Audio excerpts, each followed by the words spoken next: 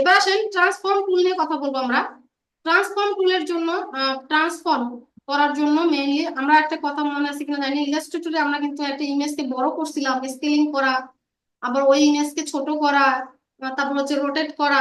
এটা কিন্তু আমরা হচ্ছে সিলেকশন টুল দিয়ে কাজ করছিলাম। এই সিলেকশন টুলের কাজ যেটা ছিল, এখানে মুভ টুলের কাজ, সিলেকশন টুল দিয়ে একই সাথে আমরা কিন্তু একটা ইমেজকে মুভও করতে পারছিলাম, একটা একটা অবজেক্টকে এক জায়গা থেকে আরেক জায়গায় মুভও করতে পারছিলাম। কিন্তু এখানে সেই মুভের কাজ করবে হচ্ছে আপনার মুভ টুল। ঠিক আছে, এই দেখেন আমি এই অবজেক্টটাকে এক জায়গা থেকে আরেকটাকে মুভ করছি। হ্যান্ড টুল দিয়ে কিন্তু আমরা আর্টবোর্ডকে মুভ করছি, এটা কিন্তু মাথায় রাখেন। আর সিলেকশন টুল দিয়ে আমরা এই মুভ টুল দিয়ে কি করতেছি, অবজেক্টটাকে মুভ করতেছি। এখানে মানে এই ইমেজটার পরিবর্তে কিন্তু এখানে আমরা একটা শেপ টুল নেই, শেপ নিয়ে যদি এখানে একটা ইলিপস অঙ্কন করি, আমি শিফট ধরে ইলিপস দেই, দেখেন ইলিপসটাকে আমি কিন্তু এখন মুভ টুল দিয়ে মুভ করতে পারতেছি। কিন্তু আপনি আবার এটার সাথে এটাকে আবার কি করতে পারবেন না, মিলাই ফেললেন না। এটাকে পুরো আর্টবোর্ডটাকে মুভ করতেছে মুভ টুল দিয়ে। হ্যাঁ, আর সরি, হ্যান্ড টুল দিয়ে, হ্যান্ড টুল দিয়ে পুরো আর্টবোর্ডটাকে মুভ করতেছে, আর মুভ টুল দিয়ে শুধু অবজেক্ট গুলা, এই আর্টবোর্ডের আন্ডারে যে অবজেক্ট গুলো আছে সেগুলাকে আমরা মুভ করতে পারি। বুঝছি। এবার আসেন আমরা হচ্ছে এই এই যে সার্কেলটা আছে, সার্কেলটাকে আমি বড় করতে চাই, কিন্তু আপনার হচ্ছে ফটোশপে এটার অপশন হচ্ছে ট্রান্সফর্ম নামে পরিচিত। কারণ আমাদের ইলাস্ট্রেটরে কিন্তু আমরা সরাসরি এই কর্নার ধরে বড় ছোট করতে পারছিলাম, তাই না? কিন্তু ফটোশপে সেই অপশনটা নাই। এটার জন্য কি করতে হবে, কন্ট্রোল টি দিতে হবে। কন্ট্রোল টি দিলে আপনি ট্রান্সফর্ম টুলে চলে যাবেন। অবশ্যই কন্ট্রোল টি দিতে হবে। যখন কন্ট্রোল টি দিলেন তখন আপনাকে সে অ্যাক্সেস দিল যে আপনি ইমেজটাকে রোটেট করতে পারবেন, ছোট করতে পারবেন, বড় করতে পারবেন। আমি যদি চাই আমার এই ইমেজটাকে ছোট করতে, তাহলে এইভাবে আমি ধরে শিফট ধরে, অবশ্যই শিফট ধরে ছোট বড় করবেন, তাহলে আপনার ইমেজের প্রপোর্শনটা রক্ষা হবে। সে লম্বায় যতটুকু বড় হবে, পোস্টেও ততটুকু পরিমাণই ছোট হবে। ঠিক আছে, তাহলে দেখেন আমি এইভাবে শিফট ধরে ইমেজটাকে ছোট বড় করতেছি। এই ইমেজের যে ছোট বড় করে এটাকে বলে স্কেলিং করা। ঠিক আছে, এবার এই যে এখানে এখানে দেখেন কর্নারে একটা ইয়া দেখাচ্ছে, এভাবে আমি কিন্তু আমার ইমেজটাকে কি করতে পারি, রোটেট করতে পারি। এভাবে রোটেট করতে পারি। অবশ্যই শিফট ধরে রোটেট করবেন, কন্ট্রোল জেড দেই, শিফট ধরে রোটেট করলে হবে কি, আপনার 15 ডিগ্রি অ্যাঙ্গেলে রোটেট হবে। এবার দেখেন 15 ডিগ্রি অ্যাঙ্গেলে রোটেট হচ্ছে আমার, 15 থেকে 30, 30 থেকে 45, 45 থেকে 60, 60 থেকে 90।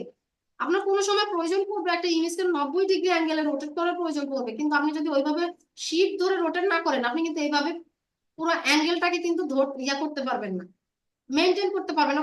একটু 0.12 মানে 0.01% হইলেও সে একটু কম বেশি হবে।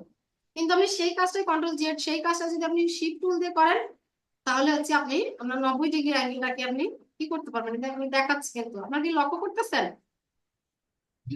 দেখেন 90 ডিগ্রি অ্যাঙ্গেলে কিন্তু আমি রোটেট করতে পারতেছি। তাহলে এটা হচ্ছে ট্রান্সফর্ম টুলের কাজ। এই টুলে থাকা অবস্থায় আপনি, আমি এখানে লেয়ার প্যানেলে যাই, এই টুলে আপনি থাকা অবস্থায় এখান থেকে বের হবেন কি করে, তাই না? ট্রান্সফর্ম টুলে থাকা অবস্থায় শুধু একটা অবজেক্ট নিয়ে আপনি কাজ করতে পারতেছেন, আপনি চাচ্ছেন এখন এই পিছনের ব্যাকগ্রাউন্ড নিয়ে কাজ করতে, তাহলে এখান থেকে বের হবেন কি করে? এই যেখানে দেখেন একটা বাটন দেখাচ্ছে, এখানে এটা ক্লিক করতে পারেন।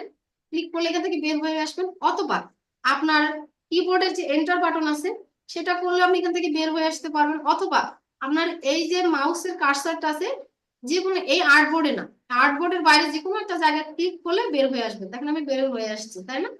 এবং দেখেন এই যে মুভ টুলে থাকা আরো একটা, আমরা হচ্ছে ট্রান্সফর্ম যে টুলটাতে গেলাম সেটা হচ্ছে কন্ট্রোল টি দিয়ে ঢুকলাম, আরো তো অপশন আছে, তাই না? মুভ টুলে থাকা অবস্থায় এই যে শো ট্রান্সফর্ম কন্ট্রোল, এটাকে যদি ক্লিক করেন তাহলে আপনি কিন্তু আবার ট্রান্সফর্ম কন্ট্রোলের ভিতরে ঢুকতে পারবেন।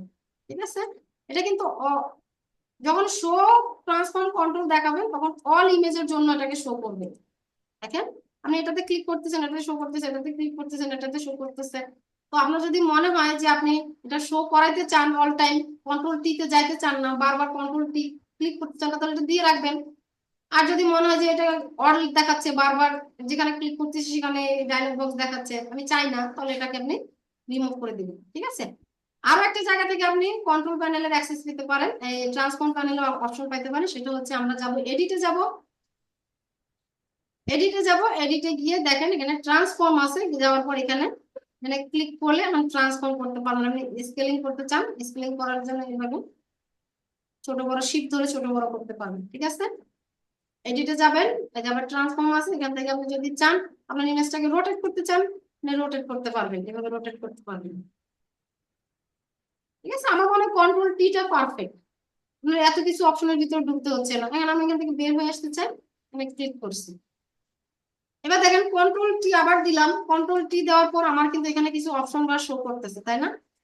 এখানে কিছু অপশন বার শো করতেছে, এখানে দেখেন আমি ইমেজটাতে সিলেক্ট থাকা অবস্থায় এই ইমেজের হাইট আছে 100.09% এবং উইথ আছে 100.09%। হ্যাঁ, কারণ সার্কেল তো একই হবে, তাই না? সার্কেলের দৈর্ঘ্য যা প্রস্থ হতো। তো আমি যদি চাই এই সার্কেলটার দৈর্ঘ্য কমাইতে, তাহলে দেখেন শুধু আমার উইথটা কমতেছে, হাইটটা কিন্তু আমার কমতেছে না। কারণ কি, এই যে লিঙ্ক করা অপশনটা আছে, আমার যখন লিঙ্ক করা থাকবে তখন আমি এর উইডথটা কমাইলে এর হাইটটা অটোমেটিকলি কমে যাবে। যদি এটা লিঙ্ক করা নাই সেহেতু শুধু আমার হাইটটা, আমার উইডথটা কমতেছে। আমি একই সাথে যদি হাইটটা কমাতে চাই এভাবে হাইটটাও কমাতে পারি। আমি কন্ট্রোল জেড দিই, কন্ট্রোল জেড কেন দিব? আগের অবস্থায় ফেরত যাওয়ার জন্য, তাই না? কন্ট্রোল অল্ট জেড দিই, সরি বের হয়ে আসে আগে, কন্ট্রোল টি দিলাম, দেওয়ার পর কন্ট্রোল জেড দিই, কাজ করতেছে না, আচ্ছা ঠিক আছে। এখন এখানে আমি যদি দুইটাতে মনে করি এটাতে দিতে চাই, কন্ট্রোল এ দিয়ে সবগুলো সিলেক্ট করব, এখানে এটাকে সিলেক্ট করবো কন্ট্রোল এ দিয়ে, সব তাহলে সবগুলো সিলেক্ট হয়ে যাবে। তাহলে আমি 100% করতে চাচ্ছি, তাহলে এটা 100%, কন্ট্রোল এটা এ দিব, দিলে আমি 100% করতে চাচ্ছি, তাহলে দুইটাই আমার 100% হয়ে গেল। তাহলে আমি ডিলিট করে দিই, এটাকে বাইরে আসার জন্য এটা ডিলিট করে দিলাম, ডিলিট। আবার একটা নিব, এবার সার্কেলটা নিব হচ্ছে শিপ ধরে নিব, তাহলে আমি একটা একুরেট সার্কেল সার্কেল পাবো। হ্যাঁ, আপনি এখান থেকে যদি সার্কেলের কালার চেঞ্জ করতে চান, আমরা কোথা থেকে সার্কেল নিয়েছি? শেপ টুল থেকে নিছি, তাই না? অবশ্যই শেপ টুলে সিলেক্ট থাকা অবস্থা থাকতে হবে, তাহলে আমরা ওর আন্ডারে যা যা অপশন দরকার সেগুলো পাবো। এখান থেকে আপনি কালার চেঞ্জ করতে পারবেন এখান থেকে,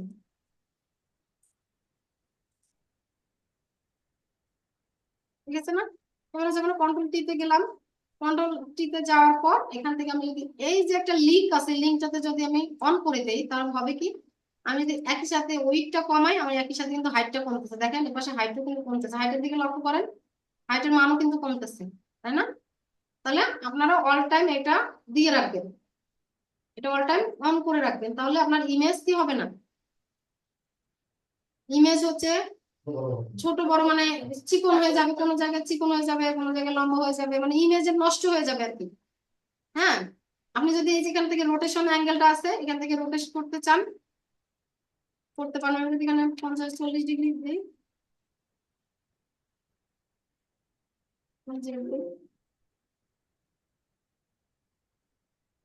দেখেন এখানে হচ্ছে স্কিউ, স্কিউ করা মানে হচ্ছে এটা হচ্ছে ভার্টিক্যালি হরাইজন্টালি স্কিউ করা, এটা হচ্ছে ভার্টিক্যালি স্কিউ করা। স্কিউ করা মানে হচ্ছে আমরা কোন একটা পেপারকে কি করি, মনে করেন একটা খাতাকে আমরা কি করি, হচ্ছে বাঁকাই না, এভাবে ধরে মোড়াই, মোড়ানোটাকে স্কিউ বলা হচ্ছে। আপনি যদি ভার্টিক্যালি মোড়াতে চান খাতাটাকে, আমার কাছে একটা খাতা থাকলে দেখাতে পারতাম,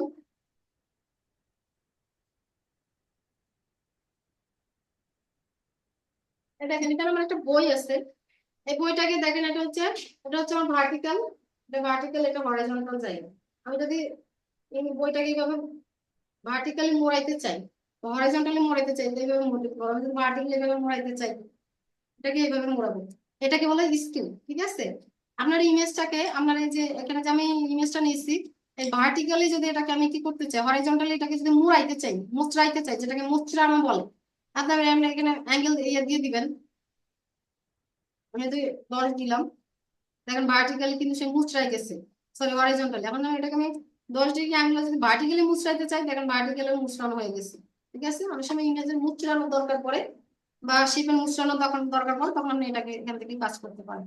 এবং এখানে দেখেন একটা অপশন দেখাচ্ছে ওয়ার্ক, ওয়ার্কের অপশন, যেটা আমরা ইলাস্ট্রেটরে দেখছি। ওয়ার্ক এই যে এইভাবে বাল্স করা, আর্ক করা, এগুলো আমরা ইলাস্ট্রেটরে দেখছি, এখান থেকে আপনি এগুলো করতে পারবেন, ঠিক আছে। তাহলে আমার কাজ শেষ, এখন আমি কি করলাম, ওকে করে দিলাম। দেখেন আমার আমার কিন্তু এটা সাইজ এলোমেলো হয়ে গেছে, তাই না? তো এভাবে আপনারা হচ্ছে এটা ট্রান্সফর্ম টুলের কাজটা করতে পারেন।